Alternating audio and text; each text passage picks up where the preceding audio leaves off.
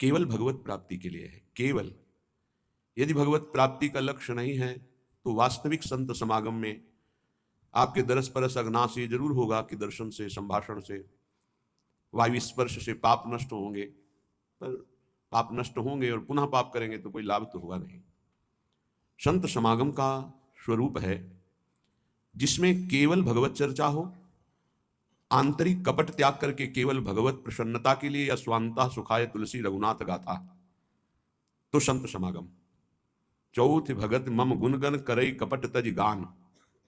भगवान श्री राम सबरी जी के सामने जब भक्ति का वर्णन करते हैं तो कहते चौथी भक्ति है मेरे गुणों का गान करना हृदय में कपट न रखते हुए। हृदय में कपट का क्या स्वरूप है?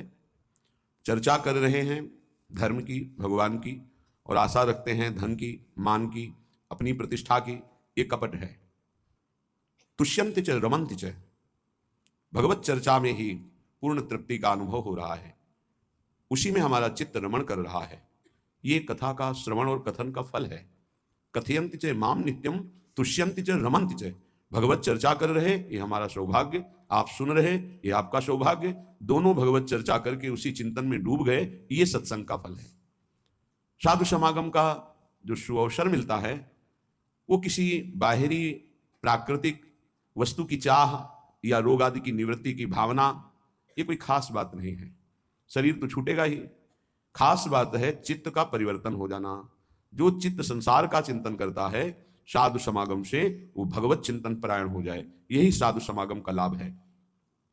जिनको ये लाभ नहीं चाहिए, हमें लगता है अपना और संतों का समय बर्बाद नहीं करना चाहिए। आपको यदि संसार दुखमय प्रतीत नहीं हो रहा, इस दुखालय से मुमुक्षुता जागृत नहीं हुई कि मैं मुक्त होना चाहता हूं, तो फिर संतों के पास क्यों जाए? किसी को ऐसा लगता है कि हमारी कामनाओं की पूर्ति हो जाएगी, हमें लगता है कामनाओं की पूर्ति होने से आपकी कामनाओं का नाश नहीं हो पाएगा, और लोभ जगेगा। एक पूर्ति होगी, कई कामनाएं और हृदय में विचलित करेंगी। भगवान ने बहुत सुंदर शास्त्र श्रवण का अवसर दिया है, तो उसका मनन करो। मनन करके अपनी कामनाओं के त्याग की वृत्ति धारण करो। बहुत कृपालु हरि गुरु हैं, आप जो जो इच्छा करते जाओगे वो आपको प्राप्त कराते जाएंगे, पर वो नहीं मिलेंगे जब एक शरीर में रहने वाले प्रभु के स्वरूप को आप नहीं जान पा रहे, तो अनंत ब्रह्मांडों में व्याप्त उस परमात्मा तत्व को कैसे जान पाएंगे? यदुवंशियों के बीच में श्री भगवान रहे, कोई बिरला ही जान पाया कि श्री भगवान है। पूरे परिवार में कोई बिरला ही जान पाया कि तो परब्रह्म परमात्मा हमारे संबंधी का रूप धारण करके हमारे बीच में विराजमान है, नहीं जान पाए। अगर जान जाए तो परम पद में आरूढ़ हो जाए। नहीं जान पाए, इसका प्रमाण आखिरी में सब युद्ध करते हुए परस्पर द्वेष भाव जागृत होकर एक दूसरे को विनाश कर दिया। बुरे यदुवंशी भगवान प्रसन्न मुद्रा में सब देखते रहे, क्योंकि मोह रहित है, ममता रहित है। समूहम सर्वभूतेषु, समस्त जीव प्राणियों में भगवान अव्यक्त रूप से बिल्कुल निरपेक्ष विराजमान है। जो करो भोगो अपने कर्मों का फल। ऐसे भगवान को संत समागम से हम निरपेक्ष नहीं रहने देते, ऐसे भगवान को पक्षपात करना पड़ता है, और वो बोल पड़ते हैं अहम भक्त पराधीनो, मैं भक्त के अधीन हूं। बहुत बड़ी बात, श्री भगवान ने भक्ति का फल निश्चय किया कि जो संत समागम से मेरी आराधना करता है मैं उसके अधीन हो जाता हूं। अजित को जीत लिया, माया क्या बात है, मायापति को अधीन कर लिया। ये साधु समागम से भक्ति प्राप्त होती है। जब तक हम किंचन मात्र को अपने आराध्य देव से, गुरुदेव से कोई कामना रखते हैं लौकिक, तब तक हम उनको नहीं जान पाते हैं। बहुत एक व्यक्तित्व देख पाते हैं, लेकिन परब्रह्म भाव ये हमारे परमात्मा है, हमको और किसी की प्राप्ति नहीं करनी, बस इन्हीं के स्वरूप को जानना है। हो गई बात। पर इतना दृढ़ विश्वास, इतनी दृढ़ श्रद्धा नहीं प्राप्त हो पाती। बड़ा विचित्र खेल है। अक्रूर जी महाराज जब श्री भगवान को लेने आते हैं तो श्री भगवान के चरण चिन्हों को देखकर भावावेश में लौटते हैं। मथुरा से वृंदावन आने में पूरा दिन व्यतीत हो गया, कितनी दूरी है। रज में लौटते, मेरे प्रीतम के चरण चिन्ह। और जब श्यमंतक मणि मिली तो प्रभु को छोड़कर काशीपुरी चले गए और वहां यज्ञ रूपी पावन एक क्रिया करने लगे, यज्ञ क्रिया। यज्ञेश्वर भगवान को छोड़कर श्यमंतक मणि लेकर वहां जाना और साध्य को छोड़कर साधन करना, जब इस पर विचार हुआ तो ऐसा नहीं कि उन्होंने भगवान को भगवान जाना नहीं। जब लौट रहे थे श्री कृष्ण बलराम को लेकर वृंदावन से मथुरा की तरफ, तो मन में संशय हुआ, मैं तो बड़ा पाप करने जा रहा हूं, इनको लेकर जा रहा हूं, ऐसे सुंदर गौरश्याम जोड़ी का वध करेगा कंस, बड़ा बलवान है, क्या मैं पाप नहीं कर रहा? क्योंकि मैं जान रहा हूं कि उसने क्यों बुलाया है। भगवान ने कहा कि चाचा जी, आप इस ब्रह्म हृदय में स्नान कीजिए। जे ही डुबकी लगाई तो देखा शेष अनंत महिमा में भगवान उनकी गोद में लेटे हुए हैं। भगवान अनंत शास्त्र फण धारण किए हुए, गौर वर्ण भगवान शेष जी का, और उस पर श्याम वर्ण अनंत महिमाशाली भगवान लेटे हुए हैं। जी घबराया एकदम, आंख खोली ऊपर जल के आके तो देखा रथ पर श्री कृष्ण बलराम। फिर डुबकी लगाई तो फिर शेष शैया पर भगवान। समझ गए सच्चिदानंद प्रभु विराजमान है, कंस की ताकत नहीं कि इनको मार सके। आए, श्री भगवान ने पूछा, चाचा जी कोई आश्चर्यमयी बात देखी क्या? आपके मुखारबिंद से ऐसा लग रहा है। अक्रूर जी ने कहा, सर्वाश्चर्य में, जब मैं आपको देख रहा हूं तो क्या आश्चर्य बकाया रह गया। ऐसी स्थिति में भी स्यमंतक मणि लुभायमान कर सकती है, यही भगवान की दुरंत माया है। प्रभु के सिवा और कुछ स्वीकार करना ये भक्ति का बहुत बड़ा दोष हो जाएगा, कलंक हो जाएगा। सब वस्तुएं, शरीर, संबंध साधन हो सकते हैं, साध्य केवल प्रभु होने चाहिए। आज हमारी उल्टी मति है, प्रभु साधन है और साध्य विषय है, साध्य संसार है, साध्य भोग है। इसी मति को पलटने के लिए साधु समागम मिलता है। साधु समागम मिला तो मानो परम लाभ मिल गया मृत्यु लोक का। उमा संत समागम सम न लाभ कछुआन। पर ये उसी को लाभ अनुभव में आता है जो श्रद्धा और विश्वास से भगवत कृपा का अनुमोदन करते हुए जय जयकार करते हुए कि हरि आज हम पर बहुत प्रसन्न हुए, हमें साधु समागम मिला। जब द्रवहि दीन दयालु राघव तो साधु संगति पाइए। साधु संगति का केवल एक अर्थ है भगवत प्रेम, भगवत प्राप्ति। अगर ये नहीं तो फिर या तो साधु संग नहीं हुआ या फिर आपका बहुत मलिन अंतःकरण है, नहीं उसका प्रभाव है साधु संग का। विशेष अनुग्रह प्रभु की जब होती है तब साधु संग। जो प्रभु मोहि अनुग्रह की ना तो तुम आई दरस हठ दीना। संत संग मिल गया, मानो संसार से पार होने का अवसर आ गया। अब हमारा आखिरी जन्म है क्योंकि संत समागम मिल गया। संस्कृति कर अंता, संस्कृति का, संत का संग संस्कृति चक्र आवागमन का अंत है। बिना प्रयास के, बिना ही प्रयास हो भवभंगा, बड़े भाग पाइप सत्संगा। अगर हमारा ये लक्ष्य नहीं है, हमें लगता है कि भगवत मार्ग के संतों का समय नष्ट नहीं करना चाहिए। बड़ा कीमती समय है। एक एक श्वास अपने प्रीतम के चिंतन में जो लगा रहे हैं, उनके समीप जाकर यदि हम भगवत प्रेम, भगवत प्राप्ति की चाह नहीं, भगवत प्राप्ति का, तो व्यर्थ समय नष्ट नहीं करना चाहिए। श्रीपाद प्रबोधानंद जी महाराज कह रहे हैं, तच्छास्त्रम मम कर्णमूलमपि न स्वप्ने पियायादहो श्री वृंदा विपिनस्य यत्र महिमा नात्यद्भुतः श्रूयते ते मे दृष्टिपथम नयांतु नितराम संभास्यता माप्नुयुः ये वृंदावन वैभवे श्रुतिगते नोल्लासिनस्ते खलाः। प्रिया प्रीतम ऐसी कृपा कर दो कि मुझे कभी ऐसे लोगों का मुख न देखना पड़े, खलाहा, जो दुष्ट स्वभाव के हैं, जिनको आपसे कोई प्रेम नहीं, कोई मतलब नहीं, केवल विषय सेवन ही, संसार का आकर्षण ही उनके चित्त में है, व्यर्थ की वार्ता है। कह रहे हैं ये वृंदावन वैभवे श्रुतिगते नोल्लासिनस्ते खलाहा। वृंदावन का वैभव, श्री श्यामा श्याम का प्रेम रस, श्यामा श्याम का नाम, श्यामा श्याम का रूप लीला विलास, इससे जिसको कोई संबंध नहीं है, ऐसे जनों का कभी मैं दर्शन न करूं, कभी संभाषण न करूं। तच्छास्त्रम मम कर्णमूलमपि न स्वप्नेपि आयादहो। मैं कभी ऐसे शास्त्रों का शब्द भी सुनना नहीं चाहता जिनमें राधा नाम, जिनमें कृष्ण नाम, जिनमें प्रभु की भक्ति, जिनमें वृंदावन की महिमा प्रेम नहीं है। मुझे ऐसे शास्त्रों के एक शब्द भी नहीं सुनने। तच्छास्त्रम मम कर्णमूलमपि न स्वप्नेपि आयादहो। स्वप्न में भी मैं कभी ऐसी चर्चा ना सुनूं जिसमें हमारे प्रिया प्रीतम वृंदावन नाम रूप लीला धाम इसकी चर्चा ना। देखो, निष्ठा ही रंग लाती है। स्वप्न तुम्हारी निष्ठा का परिचय होते हैं। जो तुम्हारी दिनचर्या है, तुम्हारा जीवन है, वही परिचय तुम्हें स्वप्न में मिलेगा। अगर साधक के स्वप्न गंदे ही गंदे आते हैं तो अभी अंतःकरण में तुम्हारे साधन का कोई फर्क नहीं पड़ा। नहीं तो ऐसे स्वप्न आते हैं कि जागृत की इच्छा ही नहीं होती। दिव्य महात्माओं का सत्संग, भगवत प्रेम की चर्चा, या प्रभु के दिव्य रूप लीला धामों का स्फुरण होता रहता है। जागृत स्वप्न सुषुप्त स्फुरत में राधा पदाब्ज छटा। मुझे स्वप्न में भी ऐसे, एक बार पूज्यपाद उड़िया बाबा जी ने एक स्वप्न देखा। वो भिक्षा मांगने गए हैं तो देखा वो दिव्य लोक है, क्योंकि जो जैसी साधना करता है उसी के अनुसार उसकी आकर्षण वृत्ति माया करती है। तो देखा सब रत्नों से जटित मकान है। नारायण भिक्षाम देहि, तो ऐसी सुंदरियां निकल रही जो देव अप्सरा हैं, सब दिव्य भोग लिए हुए, विविध प्रकार की आकर्षण वृत्तियां नेत्रों से हाव भाव प्रकट। बाबा ने विचार किया, मैं कहां गया, यहां तो कहीं भी सात्विकता नहीं दिख रही, यहां तो बहुत ही विलासिता दिख रही है। उन्होंने कहा तुम सोचते क्या हो, हमारी तरफ आओ या हम आपकी तरफ आवे। बाबा भाग पड़े, आंख मूंद के मानो जैसे प्राण बचा के भागे हों। और जब ये अनुभव हुआ कि मैं बहुत दूर आ गया, तब नारायण नारायण सांस ली, पीछे मुड़ के देखा कोई दृश्य नहीं, जग गए। बड़ी प्रसन्नता हुई। स्वप्न में भी किसी तरह की भोग सामग्री का स्पर्श नहीं और किसी भोग विलासता के आकर्षण में नहीं, और भागे। अच्छा लगा। जब साधन काल में बाबा थे तब का अपना अनुभव। साधक स्वप्न में भी सावधान रहता है।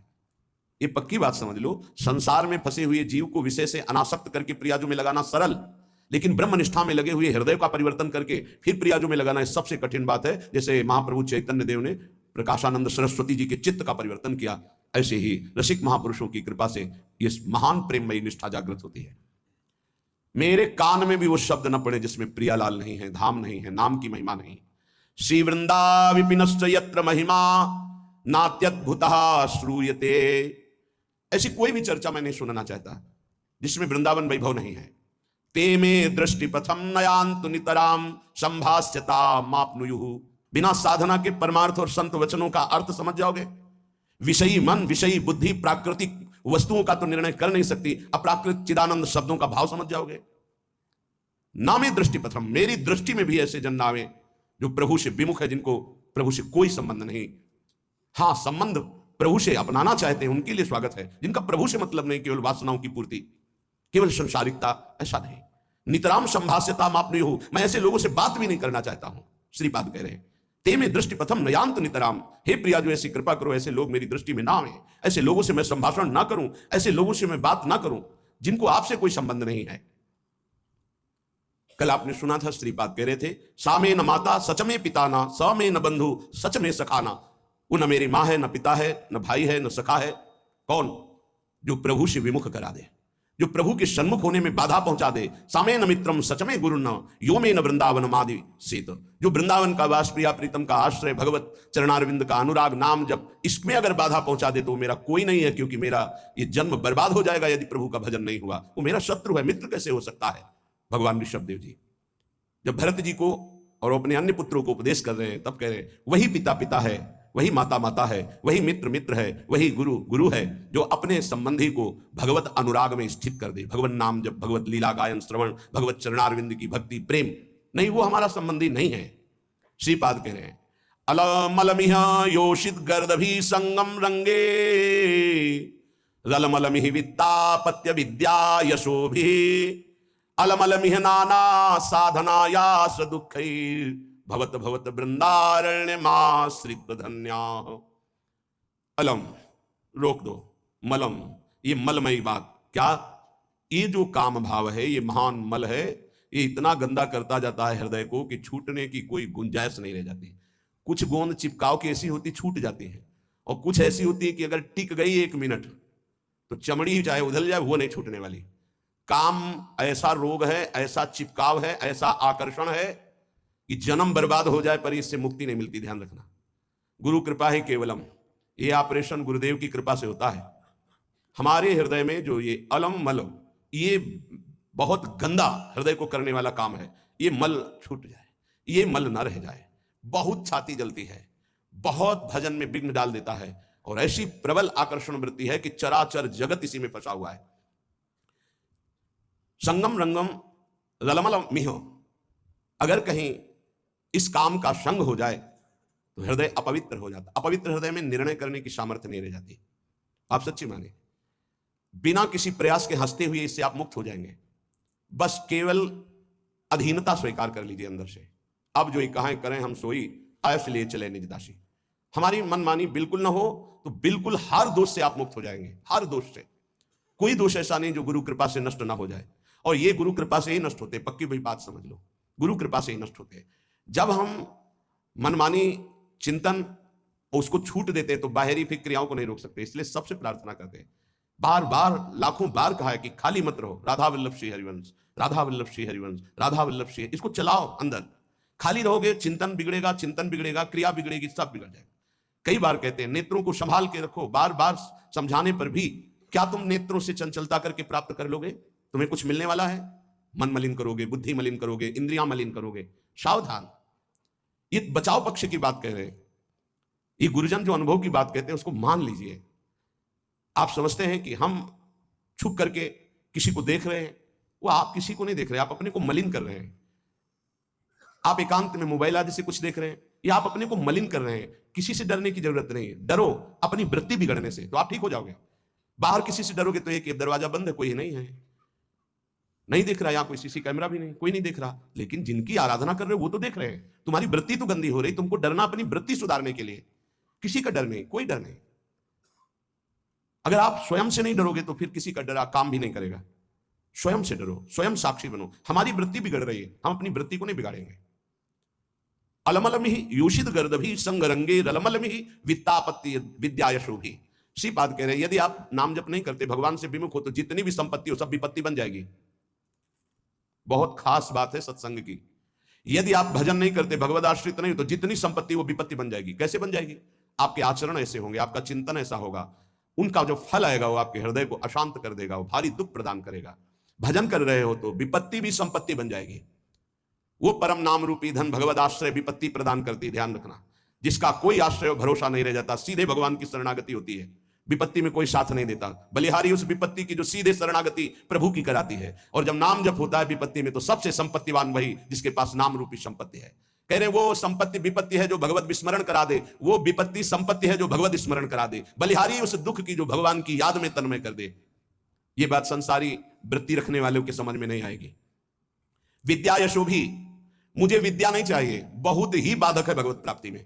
कोई कहेगा विद्या भगवत प्राप्ति में बाधक कैसे हो सकती? क्योंकि वो विद्वान है तो शास्त्रों का ज्ञान है। हाँ, यही बात है। बस विद्या का अभिमान आ गया, शास्त्रों के ज्ञान का अभिमान आ गया, अब तत्व बोध तक नहीं पहुंच पाएगा। भगवत प्राप्ति में भारी बाधा श्री भगवत ऋषि जी महाराज के। विद्या, पहले विद्या शब्द का उच्चारण किया। विद्या रूप महत्व कुल धन जौवन अभिमान, षट कंटक देखे जहां रहे न भक्ति निदान। तभी भाई जी महाराज श्री हनुमान प्रसाद पोद्दार जी कहते हैं कि हमें बुद्धिहीन बना दो हे भगवान। भगवान इस बुद्धि को बंद कर दो, बड़ी चंचल, बड़ी तार्किक, बड़ी अपने को प्रवीण समझने वाली। नाथ इसे केवल अपने चरणों में बैठा दो, पंगु कर दो। यशो भी, मुझे यश नहीं चाहिए। अब जब यश प्राप्त होने लगता है तो भगवत चिंतन, भगवत प्रसन्नता की जो वृत्ति थी वो लोक चिंतन और लोक प्रसन्नता में बदल जाती है। ये समाज कैसे कितना जुड़े, कितना बढ़े, ये समाज कैसे प्रसन्न रहे। प्रसन्न रहने का मतलब भगवत भाव से नहीं, हमारे अनुकूल बनी रहे। यशो भी, मेरा यश गान होता रहे। बहुत बड़ा ये दोष उत्पन्न हो जाता है भगवत मार्ग के पथिक के जीवन में जब यश की प्राप्ति होती है। अगर गुरु कृपा ना हुई तो यश ये आखिरी खाई गिरा देता है उसको। प्रतिष्ठा कैसी? बोले सुकरी विष्ठा की तरह देखे, गौरव घोर रौरवम, संतों की भाषा है। साधु अपनी प्रतिष्ठा को क्या देखे? सुकरी विष्ठा, किसी काम की नहीं। गौरव, मुझे लाखों प्रणाम करते हैं, बोले घोर रौरवम, ये घोर रौरव नरक के समान इसको समझो। जो यश कीर्ति प्रतिष्ठा मान सम्मान प्रिय लगने लगा तो बड़ी ऊंचाई से नीचे गिरने में धम्म से देर नहीं लगती। सम्मानम कल्यात घोर गरलम, ये सम्मान घोर विष है। नीचापमानम सुधा, नीच पुरुषों द्वारा किया हुआ अपमान अमृत के समान है। ऐसा मानो, रात दिन राधा मुरली मनोहर का भजन करो। ये विचित्र माया भगवान की। नहीं चाहिए मुझे यशो भी। श्रीपाद कह रहे अलमलमी नाना साधना या स दुख ही, मुझे नाना प्रकार के साधनों में दुख नहीं उठाना। तो क्या करना चाहते हो आप? भवत भवत वृंदारण्यमाश्रित धन्याहा, मैं बार बार कहता हूं धाम के आश्रित होकर राधा राधा राधा और युगल सरकार की सेवा, बस। मुझे और किसी साधन में समय व्यर्थ नहीं करना, नहीं भटकना। इदमपि भविता किम यत्र कुत्रापि वृंदा पदमपि मम यातम श्रोतवीथि मकस्मात्। अगर कोई ऐसा वृंदावन कान में पड़ गया, वो पाप रहित होने लगता है। ये महापुरुषों का अनुभव। प्रियाजू का प्रिय धाम, ये चिदानंद है वृंदावन। ये नाम भी स्वयं प्रियालाल वृंदावन वृंदावन गाते हैं। बड़ा पावन शीघ्र हृदय को करके, पावन करने वाले तो बहुत से तीर्थ हैं, लेकिन पावन करके प्रेम प्रदान करने की सामर्थ्य वृंदावन में। कह रहे वैकुंठ कोटि कोटि प्रगुणितमपि नो यद्रजो लेश मात्रम प्रोन्मीलत सौभगर्धे लवमपि लभते शुद्ध भावोज्ज्वलायाः। करोड़ करोड़ वैकुंठ वृंदावन धाम की रज की समानता नहीं कर सकते। क्यों? क्योंकि वैकुंठ में ऐश्वर्य वैभव है और वृंदावन की रज उज्जवल महाप्रेम भाव प्रकाशित कर देती है। कुर्वीरन भक्ति कोटि भगवती ना तथाप्यद्भुत प्रेम मूर्ते श्री राधाया भक्तै किमपि न कलिताम नौमि वृंदाटवीम। मानते हैं कि कई प्रकार की भक्ति होती है जिससे भगवान प्रसन्न होते हैं, लेकिन जहां श्री किशोरी जी के सामने हाथ जोड़कर लाल जो विनय करते हैं, उन किशोरी जी के चरणों का प्रेम किस भक्ति से प्राप्त होता है? तो बोले श्री वृंदावन रज की आराधना और रसिक संग से। तो बोले इसीलिए इदमपि भविता किम यत्र कुत्रापि वृंदा पदमपि मम यातम श्रोतवीथि मकस्मात् मधुर मधुर राधा राधा राधा माधवानंग खेला वनमुपनय दंतर दास्यति प्रेम मूर्छाम। ये अद्भुत बात, अद्भुत बात। इसलिए बार बार अद्भुत कह रहे हैं कि गुरु कृपा से शास्त्रों का स्वाध्याय हुआ है और उनके बताए हुए साधनों पर चले हैं। एक दो साधन नहीं, बहुत से साधन हुए हैं, क्योंकि क्रम बाई क्रम मार्ग रहा है। नैष्ठिक ब्रह्मचर्य, गायत्री अनुष्ठान, महावाक्य अनुष्ठान, संन्यास धर्म, क्रम बाई क्रम 20 वर्ष, फिर ये राधा राधा। ऐसे कोई अंधविश्वास या अंधश्रद्धा से नहीं बोल रहे। जो ज्ञान मार्ग का साधक होता है, बड़ा तार्किक बुद्धि होती है, वो ऐसे परास्त नहीं होता है। जब तक रसास्वादन नहीं होता तब तक वो स्वीकृति नहीं होती उस हृदय में जो ज्ञान प्रधान साधन रहा है। इदमपि भविता किम यत्र कुत्रापि वृंदा। ओहो, ये शब्द मेरे कान में पड़ा, वृंदावन वृंदावन वृंदावन। ये हृदय को महाप्रेम में बना देता है। क्यों? क्योंकि यहां मधुर मधुर राधा राधा राधा। यहां के पशु पक्षियों की आवाज भी राधा नाम युक्त होती है, हमारी श्रवणेन्द्रिय पकड़ नहीं पाती। हरिवंश महाप्रभु हित सजनी स्वरूपा कह रहे हैं, राधा यशो मुखर मत खगावली के। यहां के जितने भ्रमर, कोकिला, कपोत आदि पक्षी हैं, ये जब गुंजार करते हैं तो अपनी भाषा में बोलते हैं राधा राधा राधा प्रियाजू का यश।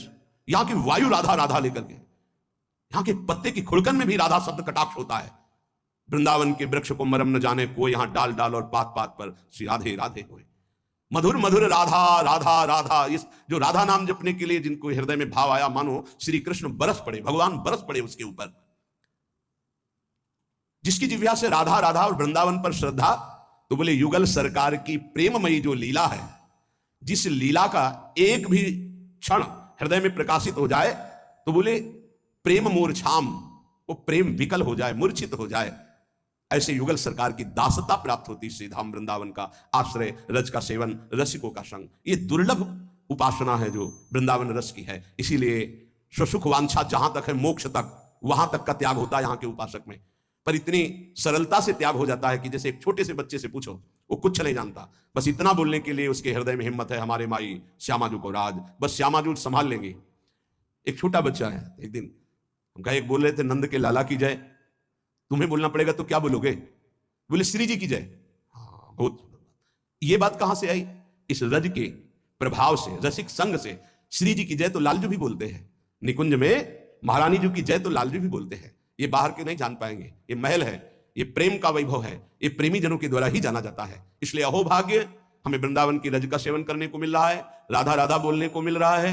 हमें अन्य की तरफ अब नहीं दृष्टि डालनी है।